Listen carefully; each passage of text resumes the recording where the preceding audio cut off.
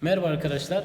Bu hafta fizikte çok önemli bir deney olan fotoelektrik olay deneyini anlatacağız. Şimdi fotoelektrik olay 1905 yılında Einstein tarafından teorik olarak açıklanmıştır. Daha sonra da tabii bunun deneysel olarak ispatlandı. Tabii bundan önce de Einstein'a ilham olan Planck ondan önce kara cisim ışımasında klasik fizikle açıklanamayan bir olaydı. Bunu kuantum fiziğini ortaya atarak açıkladı ve bu da fotoelektrik olayının açıklanmasında kullanıldı arkadaşlar. Burada fotoelektrik olayda fotonlar enerji paketçileri dediğimiz tanecik gibi davranıyorlar ve bir metalden elektron sökebiliyorlar. Şimdi burada deney düzenimize bakalım arkadaşlar. Şimdi deney düzeninde şurada yüksek voltajımız var, kapalı. Bu da bir tane fototübe bağlı arkadaşlar. Fototübümüz de şöyle bir katot ve anottan oluşuyor. Ortadaki uzun çubuk şeklinde olan anot, şurada hilal şeklinde olan da yarım silindir de diyebilirsiniz. Katot dediğimiz burada elektronu kopardığımız metal arkadaşlar. Şimdi bu şekilde bu duruyor. Bu devremiz burada bağlı. Şurada ben kapatmışım çünkü çok hassas olduğu için arkadaşlar şeyden etkileniyor. Dıştaki, çevredeki ışıktan da etkileniyor. Ben şöyle tutarsam şunu. Neyse düşmesin. Şöyle yan duruyor da. Evet, bunu biz ne yapacağız arkadaşlar? Devreye bağlanmış şöyle bir direncimiz var, 1 mega ohmluk. Bu da bir ampermetreye bağlı. Voltajımızı çok yüksek voltaj vermeden böyle 500 volt civarında bir voltaj veriyoruz arkadaşlar ve çalıştırıyoruz. Şimdi ben bunu kapatayım. Şu şekilde üstünü bir voltajı verelim. Evet, şu anda şöyle gördünüz. Herhangi bir akım okumuyoruz arkadaşlar. Şunu ben bir çıkarırsam bakalım. Şu anda net görünüyor mu bu hocam? Evet. Ampermetre, tamam.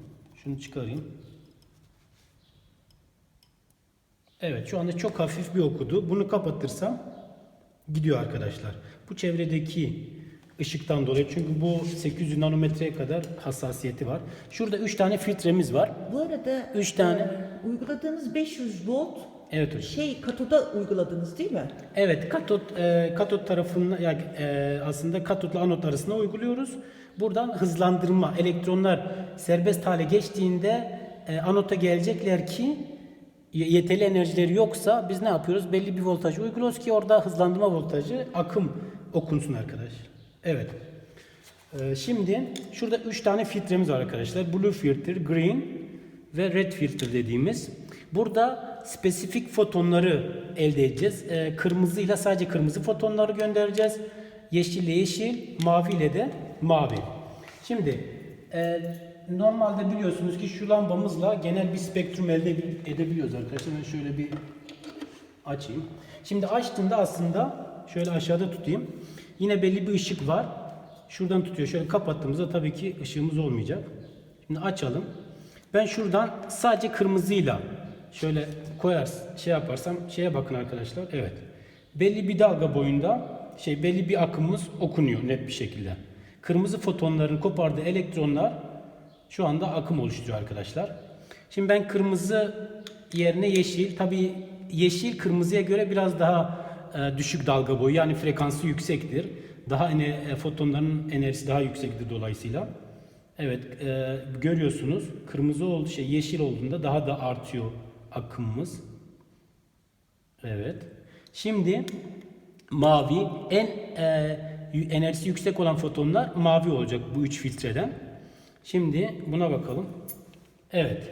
Görüyorsunuz akım değeri daha da yükseldi. Burada mavi fotonların daha enerjik elektronlar koparıyor ve devreye bu şekilde veriyor arkadaşlar. Fotoelektrik olayını bu şekilde ispatlamış oluyoruz. Tabii fotoelektrik olayı fotosellerde günlük hayatımızın her yerinde kullanılıyor. Kapılar otomatik açıldığında o fotosellerin sayesinde. Evet, peki fotoelektrik olay nasıl gerçekleşiyor bir bakalım teorik olarak. Şimdi şu devremiz arkadaşlar. Katodumuz burası. Anot burası artı. Katot eksi, anot artı.